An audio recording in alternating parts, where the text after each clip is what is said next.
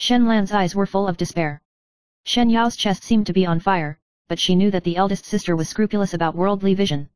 The divorce of ancient women was tantamount to being accused by thousands of men. Then let me change all this. He secretly clenched his fists. Soon after, the news of the county exam spread that they had won the county exam, and many squires began to take the initiative to cling to the Shen family, and some even proposed to arrange marriages with comparable families. Shen Yao took advantage of this momentum to unite with the squire to expose the evil deeds of the Wang family in public. The Wang family was discredited and was forced to compensate a large sum of money and divorce Shen Lan. This turmoil shook the entire village.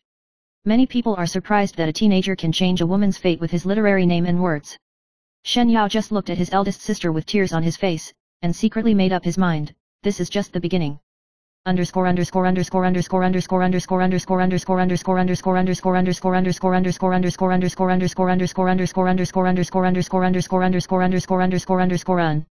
Chapter 8. County school life is getting better, but a new challenge comes, the provincial examination. The provincial examination is more stringent than the county examination, and candidates not only come from all directions, but also many famous teachers and disciples participate, and the competition is fierce. Before this, Shen Yao did one thing, he personally designed a set of reading plans. Reciting the meaning of the scriptures in the morning, practicing strategy theory at noon, and reflecting and summarizing at night. He even improved his previous life learning methods and applied them to classic recitation and article conception. At first, his classmates ridiculed him for studying hard, but it didn't take long for him to find that his articles became more and more refined, and he was even more cited during debates, making it impossible to refute. On the day of the exam, he was still dressed plainly, but he looked calm. The topic is extremely tricky and involves many aspects of the subset of classics and history. Many candidates were sweating profusely, but Shen Yao calmly dismantled and reasoned layer by layer, like peeling off a cocoon. A few days later, the list was announced, and he was ranked in the top 3. This battle not only established his reputation in the mansion, but also forced some aristocrats to re-examine this farmer's posthumous son. But behind the glory, a new storm is quietly approaching.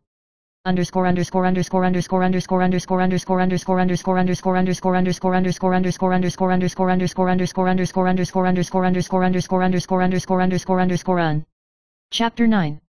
Shen Yao ranked among the top 3, which attracted everyone's envy, but some people were secretly jealous. Among them, the most dissatisfied is classmate Wei Cheng. The Wei family is a local family, scholars for generations, and his father is a famous scholar in Fukan.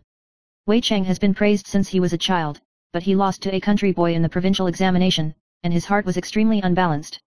It's just an opportunistic person, how can he be compared with me? Wei Cheng sneered in the school. The classmates looked at each other and did not dare to interject. Shen Yao didn't retaliate, only smiling faintly, the way to write is not about origin, but about truth. Wei Cheng's face turned pale when he heard this, and he challenged him on the spot to compare with him. For a moment, the entire academy was in an uproar. The two men, each on the topic of strategies for governing the nation and maintaining national security, wrote. Wei Cheng's writing was ornate and full of rhetoric, but lacked practical meaning. Shen Yao, on the other hand, spoke frankly about the country's political shortcomings, proposing practical measures such as cleaning up the bureaucracy, promoting agriculture and sericulture, and suppressing the powerful. After reading it, the academic official judged Shen Yao's hung without hesitation.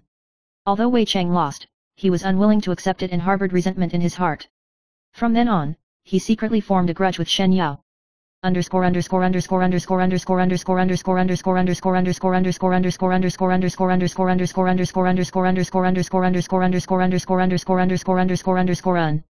Chapter 10. Just as Shen Yao was immersed in his studies, bad news came from his family again. The second sister Shen Zhu's husband's family was visited by creditors to collect debts due to a debt dispute. The mother-in-law scolded repeatedly, and actually put all the responsibility on Shen Zhu's head, saying that she was marrying an ominous daughter. Shen Zhu was scolded so much that he didn't even dare to eat. When the news came back, Shen Yao immediately rushed back to his hometown. Seeing the thin figure of the second sister, anger surged in his heart. "Sister, don't be afraid, I'm here." That night, he carefully inquired about the ins and outs of the debt, and found that the so-called debt was fundamentally due to poor management by her husband's family, but he wanted to shirk responsibility. Shen Yao used his financial knowledge in his previous life to sort out the accounts for his second sister, and personally went to meet the creditors to propose an installment repayment plan, and used his reputation as a guarantee for the imperial examination. Seeing that his words were sincere, the creditor agreed. This move not only rescued the second sister, but also made people see that this young man is not only good at writing,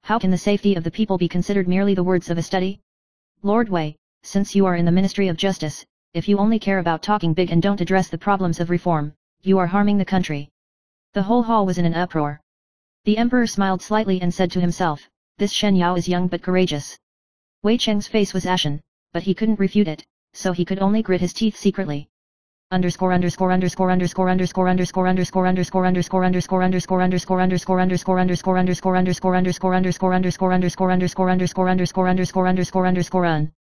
Chapter 24. When he first entered the officialdom, Shen Yao gradually realized the true meaning of the court is like a battlefield. Although the Hanlin Academy is a noble place, most of them are scribes and do not involve practice. If he wants to truly make contributions, he must go down to the local area to experience. The imperial court was facing a daunting problem: floods in the south. Rivers overflowed, turning vast tracts of fertile land into swamps, and the people were displaced. The court debated endlessly, but was unable to dispatch a suitable official. Chen Yao volunteered, I am willing to go to the south to investigate the disaster. Everyone was shocked. Some mocked him, who would dare to wade into such a quagmire with such a prestigious position as the Hanlin? He's just being brave. The emperor pondered for a moment, then finally nodded, okay, I'll send Chen Yao as an imperial envoy to the south to provide disaster relief. This decision shook the Manchu dynasty.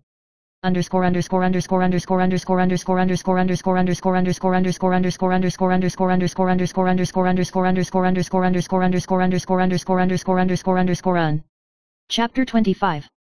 The journey to the south was arduous. The mountain roads are muddy, the rain is continuous, and the people are hungry and cold. When Shen Yao arrived, he saw dilapidated houses on the riverbank, and children crying one after another. The magistrate has long avoided the important and only wanted to protect himself. Sir, the imperial government has limited relief funds. I'm afraid it won't be enough to help all the victims. The county magistrate offered excuses. Chen Yao sternly rebuked him, if you embezzle even a cent of the imperial government's funds, you will be taking the lives of the people. He personally went to the countryside, visited the disaster victims, and even ate coarse porridge with the people. The people knelt on the ground in tears and shouted Qingyun. In order to raise food, he wrote a letter to the surrounding wealthy gentry to donate, and reformed the distribution method to ensure that the relief food reached the victims directly. This move not only stabilized the situation, but also earned him the name of Qingyun Yushi.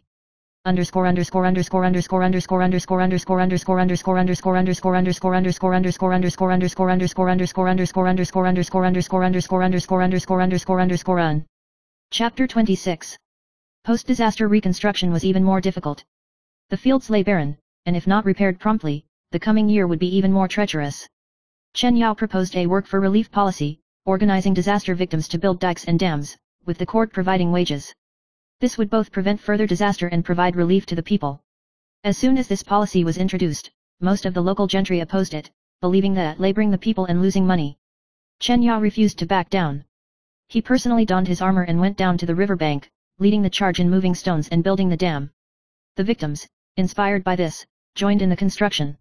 A few months later, the embankment was completed, significantly alleviating the flooding. The people erected a monument of gratitude, calling him the reincarnation of the blue sky. When the news reached the capital, the emperor, delighted, personally inscribed the characters Qingyun, Qingyun, on Chen Yao. From then on, the name Qingyun censor spread throughout the land.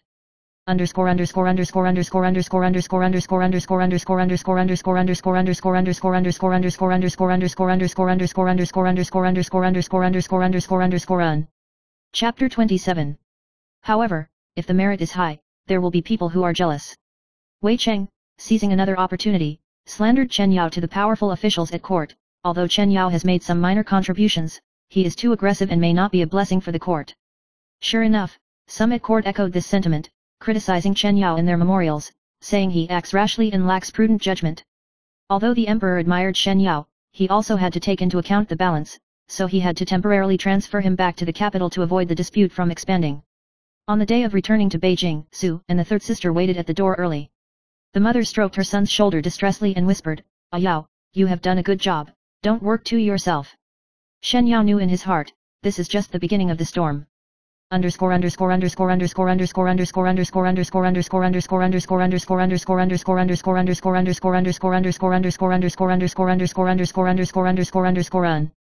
Chapter 28.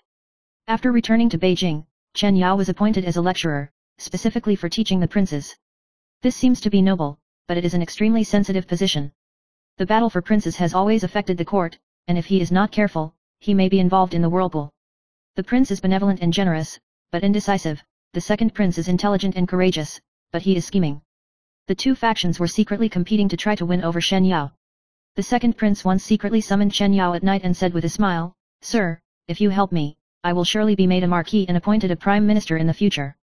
Shen Yao responded sternly, "As a scholar, my duty is solely to expound the principles of the classics, not to engage in private affairs." The second prince's smile remained, but a cold glint flashed in his eyes. From then on, Shen Yao felt even more like walking on thin ice.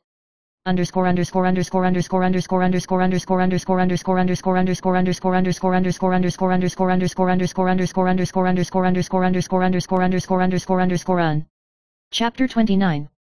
The risks of his career have intensified, and the affairs at home have not stopped. Although the eldest sister Shen Lan has reconciled and divorced, her life is still unstable. There are wicked people in the market who want to use the excuse to force marriage and plot their dowry. When Shen Yao learned of this, he was furious and pleaded on the spot, "If the court really wants to establish a clear opinion, then the evildoers must be severely punished." He used his power to submit the case and personally preside over the trial. As a result, it was found that the wicked man colluded with the magistrate with the intention of robbing a civilian woman. One stone stirred up 1,000 waves. The case was presided over by him, and finally the wicked were brought to justice and the officials involved were dismissed. The eldest sister was finally cleared and started a new life. She said with tears, "Yao, it was you who gave me the courage to live." Shen Yao just smiled slightly, and secretly said in his heart, "As long as I am still here, no one can bully my family anymore."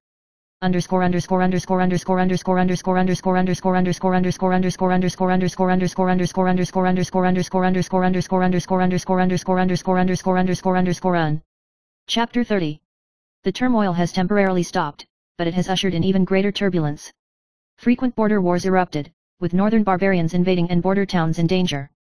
The imperial court was shaken, and the ministers debated endlessly, some advocated peace, others war. The emperor suddenly called upon him, "Mr. Chen, what are your thoughts?" The entire court, both civil and military, looked at him, the atmosphere tense. Chen Yao replied gravely, "If we simply appease them, we will only embolden them. If we recklessly send troops, we will undermine our national strength.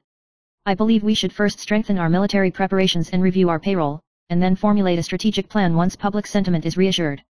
This statement was both conciliatory and profound, and the emperor nodded repeatedly. Mr. Chen, though young, possesses great wisdom.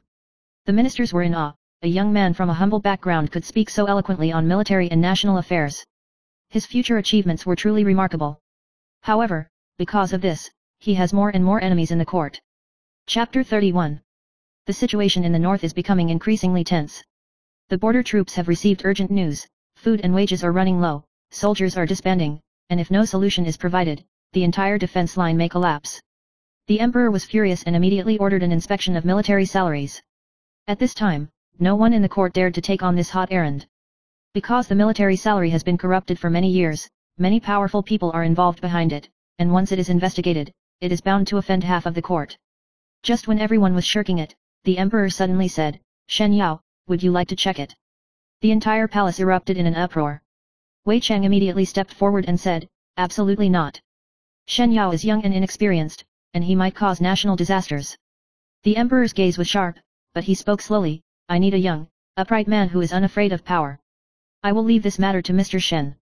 Shen Yao knew that this trip was dangerous, but he still leaned over and bowed, "Minister, obey the holy order."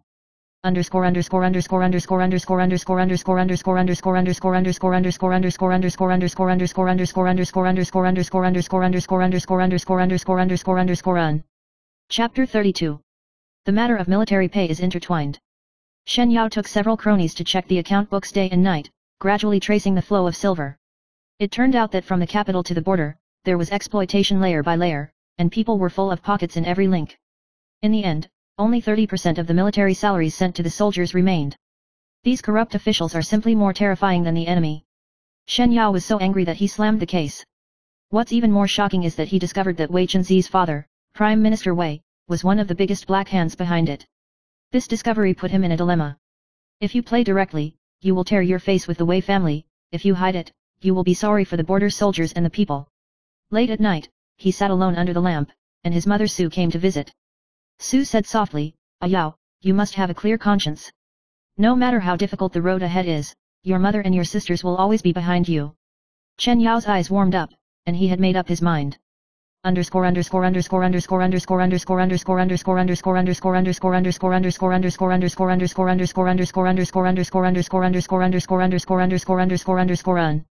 Chapter 33.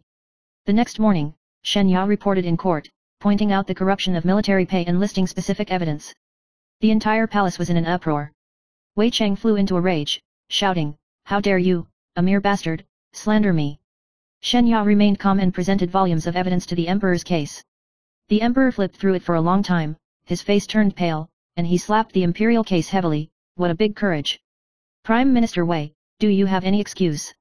Prime Minister Wei was old, but the city was very deep, and he only smiled faintly. Your Majesty, these are just the faults of your subordinates, and I don't know about it.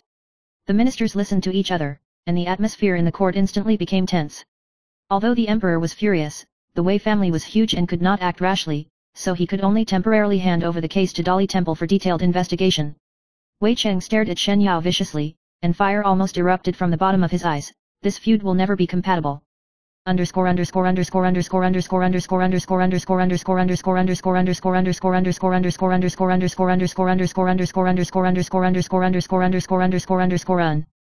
Chapter 34. The military pay case is unresolved, and the undercurrent is surging in Beijing. The Wei family secretly sent people to threaten and even tried to bribe Shen Yao's cronies. One night, on his way home, Chen Yao was ambushed by a black-clad assassin.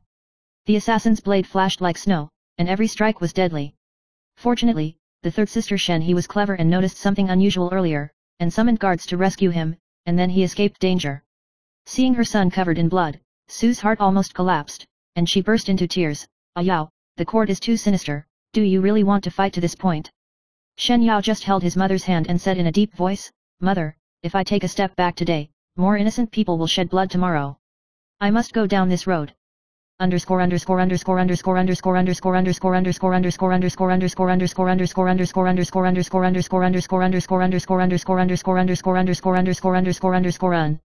Chapter 35. The struggle among the princes intensified. The crown prince, though benevolent, lost much support due to his indecisiveness. The second prince, scheming and calculating, secretly colluded with the Wei family, steadily growing in power. During a lecture, the second prince suddenly asked, "Teacher, if someone aspires to the throne, how should we react?" The whole room was quiet, and the ministers waited with bated breath. This is clearly a word of temptation. Shen Yao's mind was spinning, but he remained calm and replied slowly, "The university has a saying, cultivate yourself, govern the country and the world. If you can't cultivate yourself, even if you are in power, you will lose the country." The second prince's eyes darkened, but he nodded with a smile, "Sir, you are indeed very knowledgeable."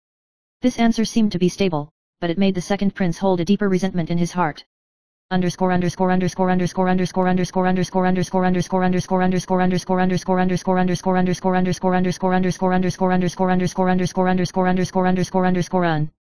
Chapter 36. The Dali Temple finally found out the military pay case and confirmed that Prime Minister Wei was indeed involved, but due to insufficient evidence, it was only sentenced to lax supervision and was lightly overlooked. The common people were in an uproar, the scholars were disappointed, and many sighed privately. Could it be that even Lord Shen couldn't do anything to the Wei family? Shen Yao knew in his heart that this was just the first step. He was not in a hurry to argue, but secretly gathered more evidence and waited for the right moment. At the same time, he also began to train his subordinates and support a group of officials who were truly willing to serve the people. He understood that he could not shake the behemoth alone, and only by establishing his own power could he compete. The road to Qingyun is by no means a solitary journey. He swore in his heart.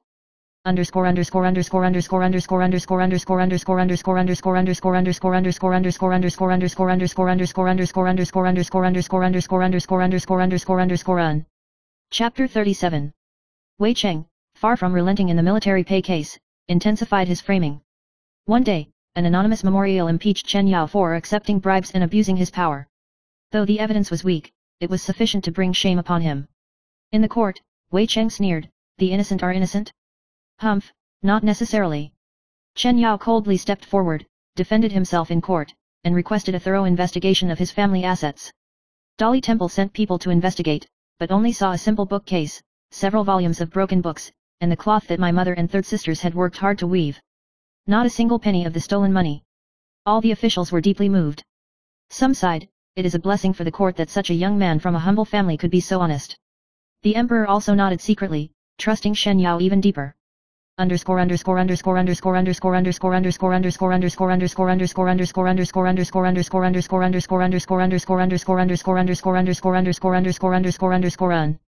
Chapter 38. Although Shen Yao turned danger into safety again and again, the conspiracy between the Wei family and the second prince became more and more crazy. One night, a fire broke out in the Shen mansion, and the flames shot up into the sky, almost trapping my mother and third sister to death. Fortunately, they were rescued by the neighbors and survived. After the fire, Su's eyes were calm, but she said something heavy to her son, Yao, if you don't win, they will never let our family go. If you really want to protect your mother and sisters, you can't retreat. After hearing this, Chen Yao was speechless for a long time, and finally clenched his fists. This fire not only burned down his home, but also burned out the last hesitation in his heart.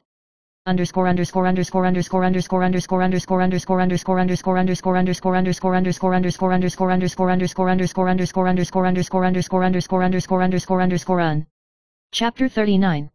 Reports of war on the border again forced the imperial court to launch a massive conscription campaign. The huge military supplies once again led to numerous corruption cases. Shen Yao volunteered to supervise the military supplies and vowed to plug the black hole of greed. The Wei family naturally tried their best to obstruct it, and even connected with the forces of the second prince, pushing the dynasty to the brink of division. At this point, the crown prince finally mustered the courage to secretly summon Shen Yao. Sir, if I don't reclaim control, the world will surely fall into the hands of treacherous villains. I stand with you and restore justice to the people. Shen Yao remained silent for a long time, then finally nodded. If your highness can consider the people's well-being, I will wholeheartedly assist you. Since then, he and the prince have formed a true friendship between the monarch and his subjects.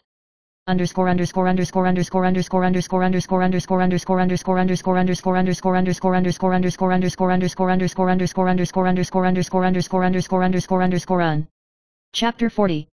The situation in the palace changed suddenly. The second prince secretly colluded with the Wei family and prepared to launch a coup d'état to seize the crown prince. One day, rumors spread through the palace that the crown prince was weak and ill-equipped to shoulder the heavy responsibility. Calls were growing to appoint the second prince as heir. In the court, Wei Cheng loudly echoed these sentiments, dividing the court officials and escalating into a tense situation. At this critical moment, Shen Yao stepped forward and presented a secret report. It recorded evidence that the second prince secretly colluded with the Wei family, and even had an affair with the border barbarians. The entire palace was filled with shock. The emperor, enraged, immediately ordered a thorough investigation. While the second prince and the Wei family weren't immediately overthrown, the situation had been shaken. And Shen Yao was also completely involved in this storm related to the fate of the dynasty. Chapter 41. Evidence of collusion between the second prince and the Wei family spread, and there was an uproar in the court. Many ministers who were originally wavering immediately changed their stance and secretly leaned towards the prince. Wei Cheng shouted in a gaffe in the court, "These pieces of evidence are just fabricated by Shen Yao. He wants to frame the Wei family for personal gain." The emperor looked at him coldly, "If it is really fabricated, why is there a handwritten seal of your Wei family on the evidence? Do you dare to swear that you have never had an affair with the second prince?" Wei Cheng was speechless, and cold sweat flowed down his forehead. The ministers in the hall knew very well, the Wei family, I'm afraid they won't be able to save it. However, Prime Minister Wei has a deep foundation after all, and there are still people in the DPRK who defend him. The emperor decided to set up a special trial and temporarily placed the Wei family under house arrest pending further verification. This move instantly plunged the court into an unprecedented stalemate.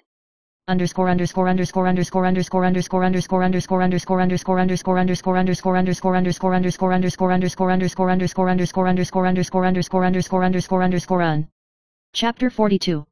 The Wei family was investigated, but they did not sit idly by. Wei Cheng secretly contacted the second prince's loyalty and plotted a final attempt. One night, a sudden mutiny erupted in the capital, and the second prince's imperial guards attempted to break into the palace. The palace gates erupted in flames, and the people fled in panic. In this critical moment, the crown prince led his personal guards to defend the palace gates, while Chen Yao, donning armor and wielding a long sword, personally led the resistance. The flash of his sword revealed him bathed in blood, yet he refused to retreat. Watching from afar, the people cried out, "Lord Qingyun, protect the great Zhou." After a night of fighting, the rebels were finally routed, and the second prince was captured. Wei Cheng escaped in the chaos, but from then on he became a wanted man by the imperial court. This night, the fire over the capital was not extinguished, but it was destined to become the most thrilling page in the history of the great Zhou.